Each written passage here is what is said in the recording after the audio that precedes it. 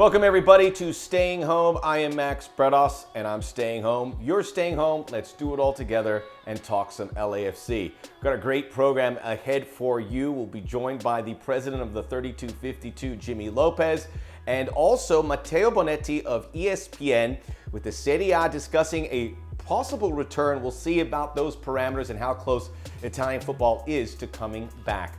We begin with a member of our great black and gold who's also staying home, defender Mohamed El-Munir. Mohamed, thanks for joining us. How are you and your family doing during this quarantine? Hi Max, thanks for having me, man. Yeah, well, it's tough times. We all going through these days, and it's not easy. It's not easy. I've never think I always think that staying home will be really nice. Until now I can't wait just to be at the training or to go out to spend time walking or whatever, just to go away from home.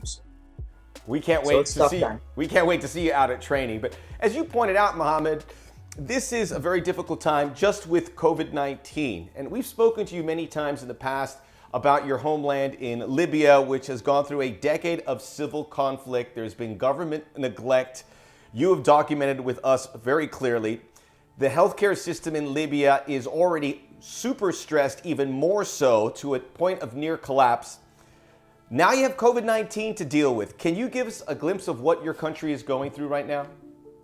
Yeah, well, Max, all I can say for now, to be short, and because if I'm gonna speak, it's gonna take a long time, but I'm gonna be short. So really, we don't have. I can't say that, and I can't lie to people or to you to say that we have healthcare in Libya. Not before the COVID-19 and not now for sure. The situation is really getting worse every day with the war, with the civil war we have. People are struggling even to find food. People struggling to find where to sleep, where to stay with their families. So, and now we have COVID-19 here, so it's really stressful. Even for me, I'm in contact with my family almost every day. And I'm really worried about them more than I'm worried about me or about anyone else, because I know they still say that they control the virus so far. There's no much cases over there. I think the cases is less than 70 so far, but that doesn't mean that they control, because it's just because Libya was in a civil war, so we don't have many people that travel outside and inside Libya, so that's why they didn't get it bad. But still, I'm afraid this is gonna be just the quiet before the storm happens. So hopefully I'm wrong, but yeah, I'm really worried about the situation there. I think it's important to talk to you about this, Mohamed, because you are really one of the handful of Libyan athletes that play at this high professional level, and to hear it from you is our best outlet to educate the folks. So I do appreciate you giving us a small snapshot what's happening in Libya. Obviously, the problems run much, much deeper. And this is also Ramadan, the holiest month for Muslims. You fast during the daylight hours, you congregate for prayers and share meals as a community. How has COVID-19 impacted Ramadan, and how are you finding new ways to stay in touch with your faith? The basic about Ramadan is fasting. So of course it's fasting about food especially, and then we can go fasting about it's how to learn to behave yourself, learn how to control yourself, acting good with people, do good deed to people, and feel actually the people who really need, who stay away from food and they don't have, which is poor people who they struggle to find food normally in the normal days. So that's what's Ramadan about, and the fasting. So during this COVID-19 round, staying home is not really bad for the fasting, especially that for me, for anyone who's athletes or doing hard work, it's difficult with the fasting. So now me staying home, controlling my workout, controlling my training home, either with the bike or doing workout home. So it's not very bad with the fasting. It's more bad than just being home and can't be able to see your friends and spend time with going to do training with my teammates, or seeing my friends, or going out with the family. That's the most stressful part. So That's good to hear, Mohamed, and all respect to your faith as well, a faith that is shared by several members of LAFC also. Thanks. We could talk a little football here. Obviously, it's probably a good departure for some of the stuff that are affecting you back in Libya and talking to your family. But LAFC, you were participating in these games. It was off to a great start. You had that incredible triumph over Leon, momentum building, had won the Supporter Shield. All the expectations were through the roof for this 2020 season. Then all of a sudden, it stops. What was that like for you? We have one goal that we're going to pick up where we stopped last year. We start the season very well.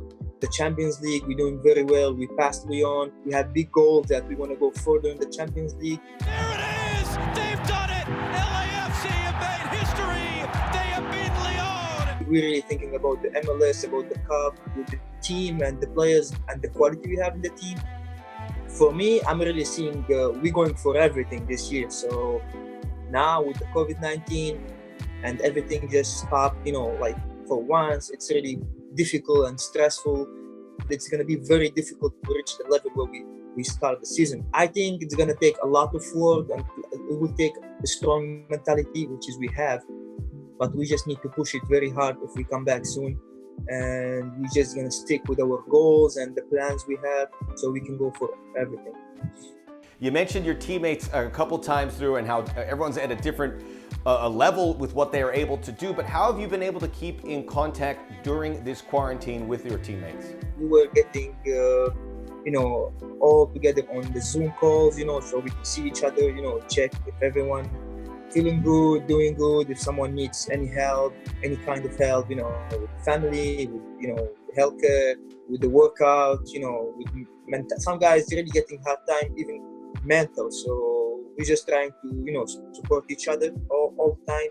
And I know it's not enough, but at least just to be, for me, when I see the guys on Zoom at least once a week or once 2 weeks, it's really helped me, overwhelm me, and they start, remember the moment we were having together and, the practicing and all the fun we were having. So it gives me motivation to keep working, to push myself and, to take care of myself, stay healthy. So as soon as this pandemic finish, I can come back and be with them and we can all be together. So.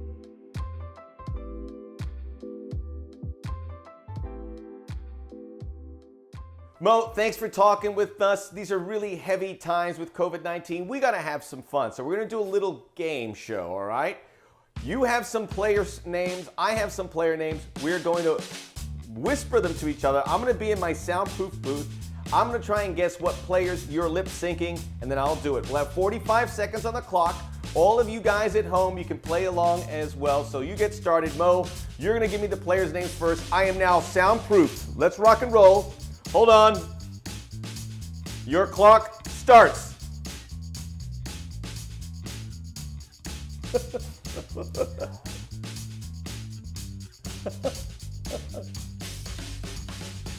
Go to the next. Go to the next one.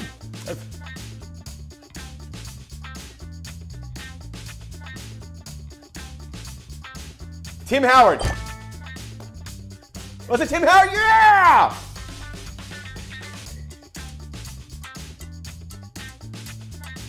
Michael Bradley.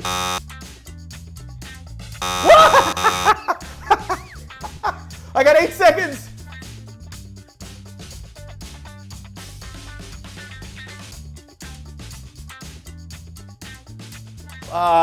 Mohamed El-Munir. All right. I got two right. I got two right. Yeah, you got two right. Tim Howard and Bradley Phillips. All right, I will take that. All right, Mohamed, you have to score 2 to tie, 3 to beat me. I have the names here. Are you ready? Yeah, he's already locked out. 45 seconds starts now.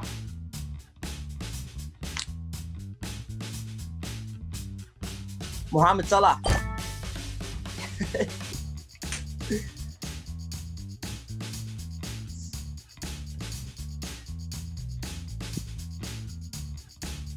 Skip.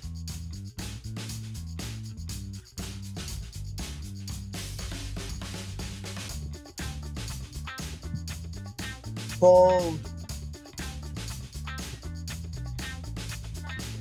Bradley. Skip.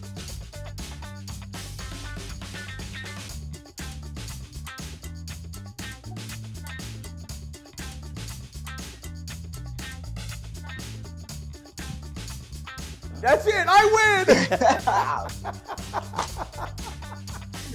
You got off to such a good. You got off to such a good start. Come on, man. It was What's the last name? Latif Blessing was after Mohamed Salah. Latif Blessing, Paul Pogba, and Zinedine Zidane.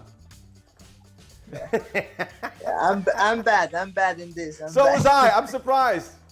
Congrats, man. That was a lot of fun, Mohamed. Mo, we thank you for joining us, man. Best luck with your quarantine. We'll see you out there pretty soon, okay? Thanks, Max. Yeah, have a good one, man. One of the good guys. They're all good guys on our team. This is Staying Home. Much more coming up after this. We are staying home, as is the president of the LAFC 3252 and former guest on Taste of LAFC, Jimmy Lopez. Remember we had those tacos? It doesn't seem that long ago, but it was. I honestly can't wait to go back because I loved them. Cassie wants her to walk by in the stadium. She's like, let's get some, but we have a job to do and there's no time for her to get them, but we're going to go back. The place is amazing. Good man.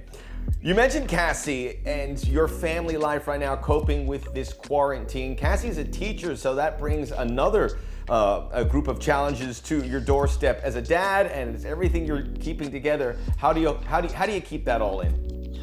We support each other. Like it was strange because when the shutdown started happening, she was on spring break, and so her district had the advantage of waiting for other districts to go ahead and launch their at-home education initiative. So they followed other districts' leads, and now they have it down. She's teaching as we speak right now.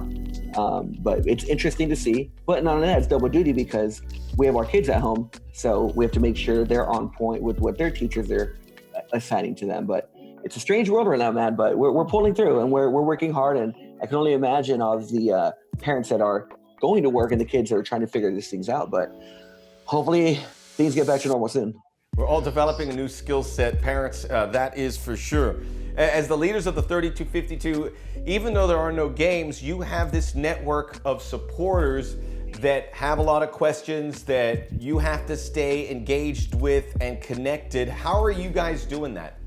We have a lot of Zoom meetings, and then we still have our council meetings. We have WebEx meetings. We stay in constant contact with the front office and within our own supporter groups and as a 3252. So we're being productive or proactive. We're waiting to see what happens. Hopefully we start kicking the ball around soon. And if we don't, we're still going to be here supporting our community. I want to talk to you about that in a moment, but last week LAFC and 3252 teamed up to donate vital PPE to local volunteers. Tell me how that came about and share us a little bit more about that initiative. Alina from the LAFC Foundation reached out to Pat and said, we are going to help. It was natural that she said, we want the 3252 involved. Right away, we got the email, we jumped on board. We're like, of course, what do you need? We're there. And we teamed up and we showed up to 2 different school sites, dropped off the face masks. And it was just an amazing experience seeing the community come together to help donate and give out food, and seeing all the people in need that are collecting these supplies. It's very eye-opening to see how much a community can rally when we are in a state of emergency, in essence. And the 3252 and all LAFC supporters have been really active from our perspective, and we saw it. That was just one initiative. We know you guys are on the grassroots level helping out folks in need. What other initiatives are the 3252 also undertaking? We just started the thank you TIFO type of initiative where we're challenging supporter groups throughout the league to make a sign, whether it be on paper, whatever it is, or a TIFO you hang over an overpass, just thanking essential workers and just messages of hope, because it's all we really can do right now. Obviously practice safe social distancing, but it's good to get together and rally the community with a positive message. I've seen people that are leaving trays outside for their delivery drivers with snacks and water and says, please take what you need. So things like that are great to see. It all helps out. I'm going to close with this, Jimmy, and we think about you all the time because if when things return, it's going to be soccer, and we hear behind closed doors and without fans. Is that something you guys have discussed planning, at least on those early stages, how that would look like, and what would you look to do to keep that supporter culture intact? A supporter culture that, you don't have to hear it from me, Jimmy, is the lifeblood of this club. If there's no fans at all, clearly we'll be watching from home or watch parties. Tons of watch parties throughout the city. That'll bring in revenue everywhere. That'll help the businesses that are struggling once they reopen. It just depends on the scenario. If they allow only 5,000 fans, we'll spread out to the stadium. We'll do what we can. We just can't wait for the sport to thrive and continue, because if this continues any longer, who knows how many teams can stay afloat. But whatever the team needs, whatever the community needs, we're all here for it. And we're certainly looking forward to it. People forget the watch parties because maybe probably some businesses will be allowed to open, and that can facilitate some supporter culture as well. Step by step. Jimmy, I know we feel a lot more comfortable with you in charge there, and everyone involved in 3252. Thank you for what you do, and thanks for staying home. All right, thank you for having me. Stay safe, man. All right, Jimmy, we'll have some tacos soon. All right, definitely. Something we like to do here on Staying Home is get you up to speed with what's happening with the beautiful game around the world. Ian joined last week to talk about the Bundesliga. This week we are going Italian Serie A, and for that we welcome in the man formerly known as the Calcio Guy, now with ESPN and ESPN Plus, Matteo Bonetti. How are you doing, Matteo? How are you doing, Max Bretos? Great to see you as always. I'm doing much better because I am sitting with you. Awesome. We're talking some Serie A. You said recently on social media that this had been one of the most entertaining Serie A seasons in recent memory in a long time. In fact, you had the great story with Atalanta in the Champions League, and then COVID-19 came. How did it hit in early March? Yeah, so in the first few months of this whole outbreak, Italy became the new epicenter after China. So everyone was kind of watching a country in Europe like Italy have to react to everything that was going on and see what they were going to do with sport. And right away, there was a lot of confusion. There were a lot of different opinions. The government and Serie A and the Minister of Sport, none of them were on the same page. So it was a bit difficult to see how this could continue on and what sort of sacrifices would have to be made. One of the first sacrifices was stopping play in the regions hardest hit. So a lot of the Serie A continued, and then you had regions in Lombardy, which is where Milan, Inter, and Atalanta play,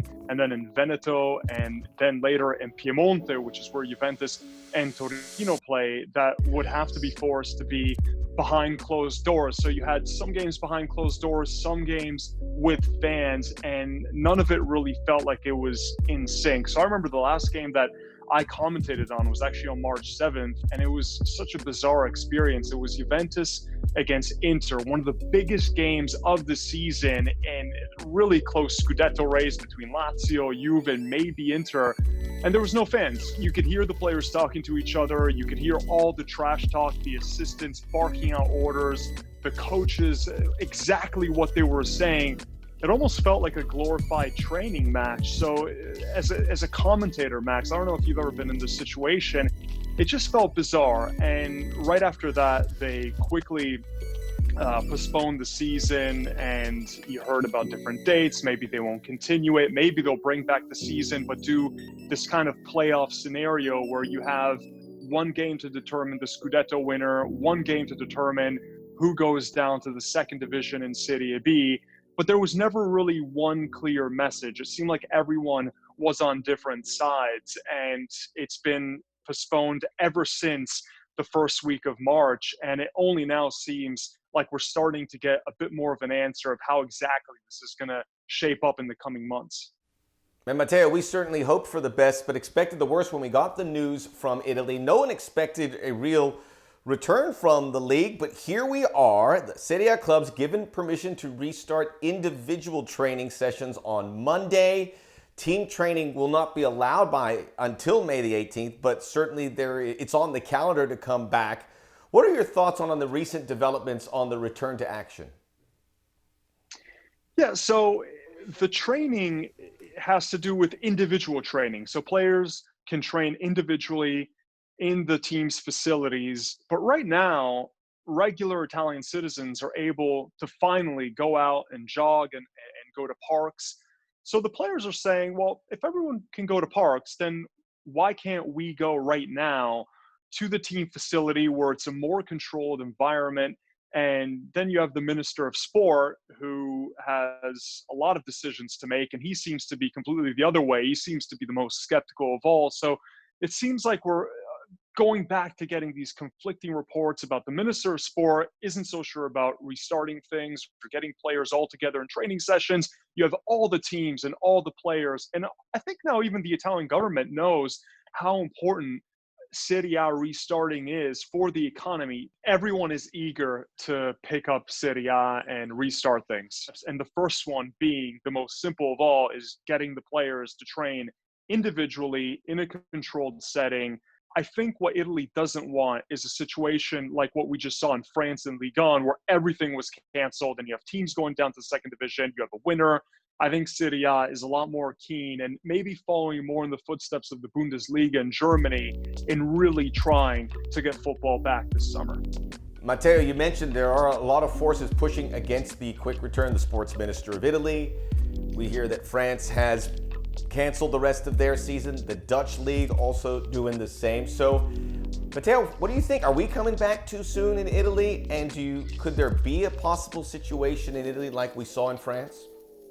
I think no one wants that scenario. Everyone wants, that's involved with football, the players, the TV rights, they all want football back this summer. It's economically a benefit for so many different parties.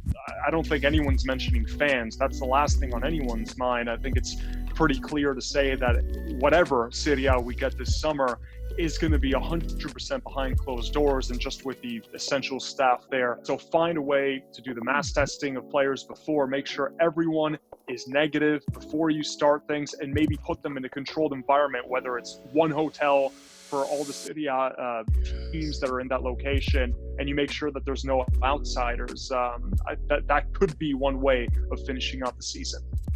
Matteo, as we confidently await the return of Italian football, let's have a little bit of fun. We are going to go around the web with you. We'll begin with the now famous goal by Carlos Vela, scored against the San Jose Earthquakes. And Matteo, we've heard it broadcast in English, and we've heard it broadcast in Spanish, but it always sounds better in Italian. Give us your best Andrea Bocelli, Pavarotti.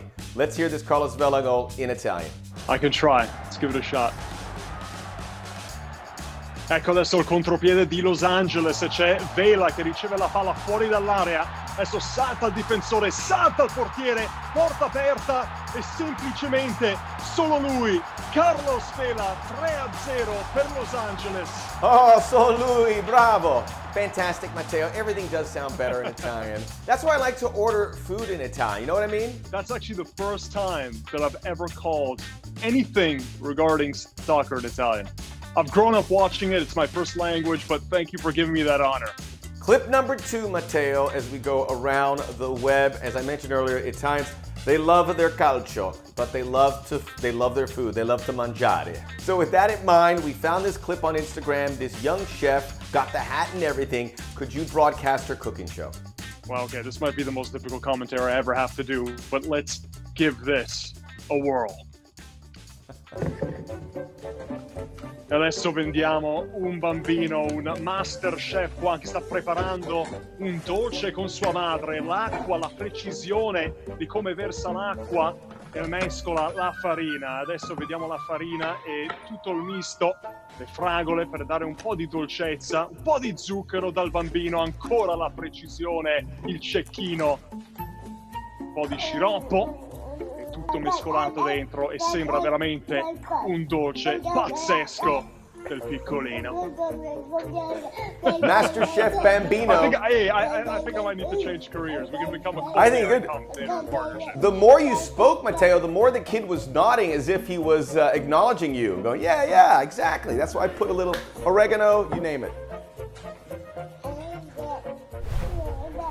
Matteo, thank you so much for joining us. We miss you on the air. We look forward to hearing you covering Serie A on ESPN and ESPN Plus very soon. Arrivederci. Arrivederci anche a te, Max. Ci vediamo presto. We would like to thank Matteo Bonetti, Jimmy Lopez, Mohamed El-Munir for joining us. We're staying home. Stay home yourself. We'll see you very, very soon.